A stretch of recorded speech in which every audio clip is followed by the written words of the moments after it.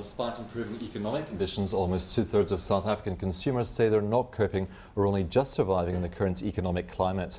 This is the finding of research conducted by Interact RDT. Joining me to discuss the survey is Managing Director Gary Greenfield. Gary, thanks very much for coming in today. Thanks, Stephen. Well, Gary, we have unemployment rising, 171,000 jobs lost in the first quarter of this year, unemployment at 25.2%, and that's excluding discouraged job seekers. Inflation is still coming into range, but it's still tough for some people, so it's not unexpected that consumers aren't coping at this stage. Absolutely not. It's not expected. But the question that we asked is, what are they doing with their household income if they don't have enough to go around?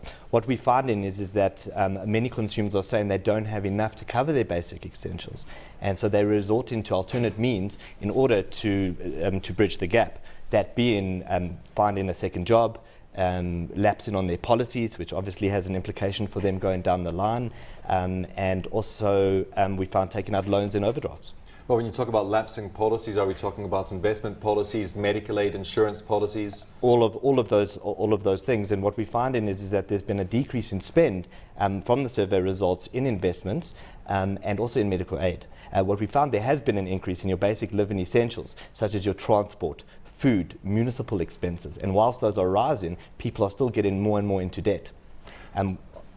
So what's the implications of this going forward, though, because you're losing your financial security for the future, so it's damage that's being done today that's actually going to last into the future if you are cancelling policies, isn't it? Well, that's the concern, and it's a concern for the individual, and it's also a concern for government, because obviously they'll need to deal with, if people aren't saving for their retirements and medical conditions, they're going to have to fit that bill some stage down the line.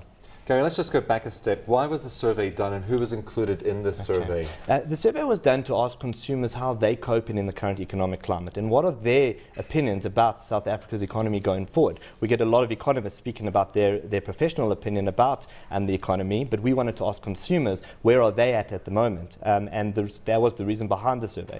The survey was conducted through an online panel, so the audience is mainly your upper segment in your major metropolitan regions. So people with access to the internet? People with access to the internet earning between 5,000 and 50,000 rand a month.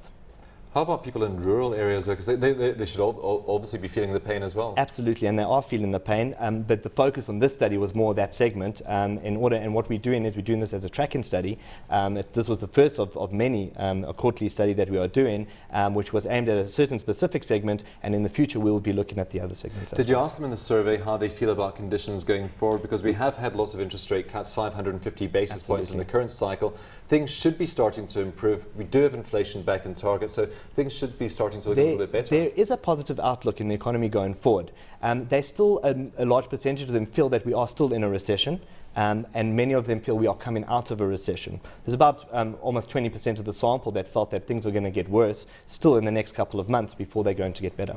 Were these people that you surveyed employed or unemployed or both? Most of them employed. Most of them employed. Yes. How about big ticket items? We had car sales figures out earlier this week, and it shows a steady increase in car sales reported by NAMSA since January. So people are out there buying cars. Absolutely, and it's quite interesting because we asked them what they spend their money on, and even though they're not covering their basic expenses, a large portion of their household income is still going towards car payments. We did see that, and that is a trend. We haven't seen a decline yet, but we'll look forward. Obviously looking forward, see how that goes. Mobile phones, are they considered an essential or are they a nice to have? Mobile phones are still considered an essential. I think what we found is that they prioritized, very little of the income was going to personal expenses such as grooming, clothes, but mobile phones was of a greater priority in that sense. And what we also found is that obviously people want to spend more money on their social well-being. So if they're under this debt pressure, they know they need to spend on investments, but it doesn't mean they're necessarily going to spend should things get better in the next couple of months. Are they paying off debt at the same time? Because we know that household debt remains at very high levels. They are paying off debt. They're telling us that they are contributing towards debt. There's been an increase towards their contribution for debt. However, it's not a priority. What we found is that debt and investments was low on their priority scale, and food and personal items was of a high priority.